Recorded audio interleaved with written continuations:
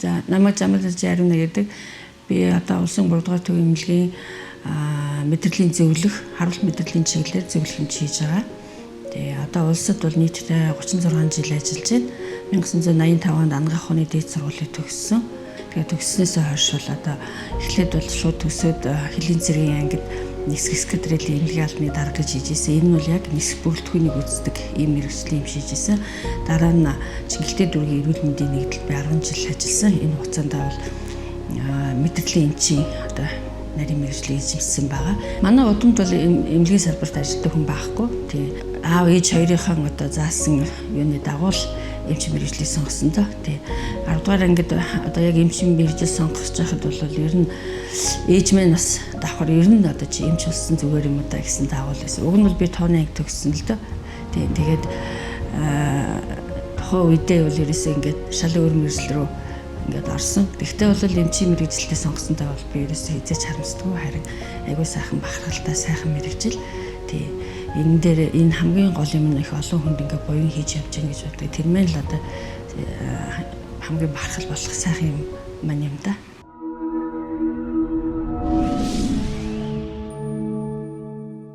Оюутан боллоо гэд бидний хамгийн түрүүнд үздэг юм бол ерөөсөө анатоми хичээл байдаг. Тий. Анатоми хичээл дээр ялангуяа тэр маань хамгийн түрүүнд одоо ясан дээр эхлээд ажилладаг. Тий. Ясны одоо яг хүний биеийн одоо ясны бүтцийг чийжлэх хаана ямар яс байдаг ерөөсөө овгор тавгар орц гарц бүх юм өхийг нь латинаар чийжилдэг. Тийм байдагсэн. Тэгэл ястаа ерөөсөө хамгийн түрүүнд анх одоо нөхөрлөн гэх юм уу да тий байнга ястай харьцаж чийжилж ингэж. Дараа нь яг одоо нэг препарат бэлдэх маягаар одоо анатоми яг нөгөө патанатоми хэсэг рүү ороход бол нэлээх эвгүй байдаг байсан.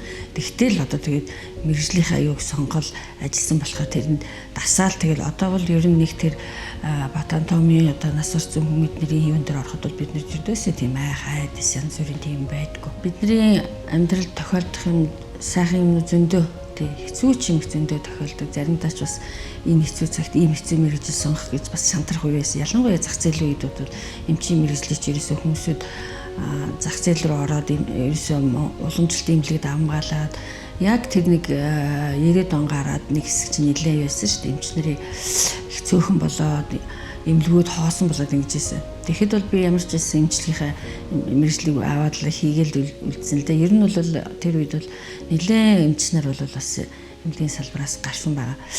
Яг одоо бахархалтай сайхан нь бол бас ингээд нэг юм хүн эмчлээд тэгээд тэр хүнийг нэг сэтгэлээсээ баярлалаа гэж хэлээд гарахад л их сайхан л гэдэг.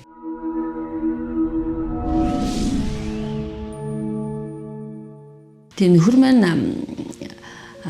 хөлийн цэрэгт ажиллаж байсан. Тэр ерөөсөө зэрэгцээ байшинд хоёлаа манай нөхрийнх маань хоёр зэрэгцээ байшинд багын 10 жил байхдаа би бигэнтэйгээ танилцсан. Тэгээд оюутан байхдаа бол гэрүүл болсон. Том хүү маань бол одоо бас нэлээ залуудаа бид нар гаргацсан болоо хүүхдүүд бол хоёр л хүүтэй. Хоёр хүүхд минь аягүй сайхан том болсон. Одоо бүгдээрээ эмээ өвөө болоод байж энэ. Ер нь бол одоо байрны мөнгө төгрөг хаан тушаагч гэдэг ийм юмыг бол би ер нь мэдэхгүй дээ. Тий. Ер нь тэгээд нөхөр л одоо энийг зохицуулж яадаг тий. Тэгээд одоо ер нь цаг зам муутай. Тий. Тэгтэл одоо ямар ч хэлсэн ар гэртээ бол цаг гаргаж юм хийн. Тэгээд эднэрийн төлөө халамжаа тавих үүрэгтэй тэрнийхээ дагууч хийгээл явж байна да.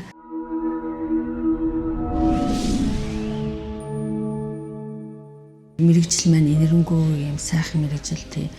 Яг одоо хүн ямар ч хүн одоо өвчин тусчхад хамгийн түрүүнд боддог би яах вүлээ гэж ингээл одоо бодно шүү дээ. Тэгэхэд тэр хүн өөрөө тэгж бодоход эмч хүн бол яг одоо тэр хүний өвчнийг би хэрвээ юм байсан бол яах вэ гэдэг шиг ийм л одоо сэтгэлээр хүлээж авч тухайн тусламж үзүүлж чадах юм бол тэр маань одоо хамгийн юу болно. Тодорхой хэмжээгээр бас хэцүү л дээ. Манай мэргэжилч өөрөө хэцүү. Зарим үед эмчийн мохсдохч үе гардаг юм байдаг тий. Үнэхээр одоо ингээд маш их том хэмжээний харуулт болчоод ингээд шууд амьдсгал зүрх сүцийг засаад хэцүү байдалд орсон байхад бол бас ингээд хэцүү л байдаг тий. Тэгээд яг тэр үнэн бодит байдлыг хэлж ойлгуулахаас өөр аргагүй болдог. Тий ар гэрт нь хэлж ойлгуулахаас өөр аргагүй ийм байдал зөндөө тулгардаг. Ер нь бидний энэ ажиллаж байгаа ялангуяа 3 дугаар эмнэлэг бол одоо мэдрэл тэгээ мэдрэлийн мэс засал тэр дотор одоо тархины одоо энэ мэс засал дотор чинь цус харалтаас болоод мэс засалд орох асуудал их байна. Ер нь бол харалтаас болж байгаа өвчлөл нас суралт бол анхаарал татж байгаа бидний хамгийн гол асуудал.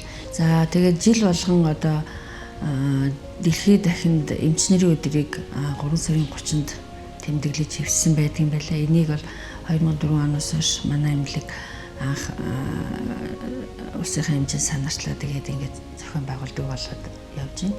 Тэгээ энэ өдрийг тохиолдуулаад одоо мэргэжлэгт бүх эмч багш нар шавь нар бүгдээрэнд нь одоо ажлын амжилт хүсье, эрүүл мэндийн сайн сайхныг хүсье.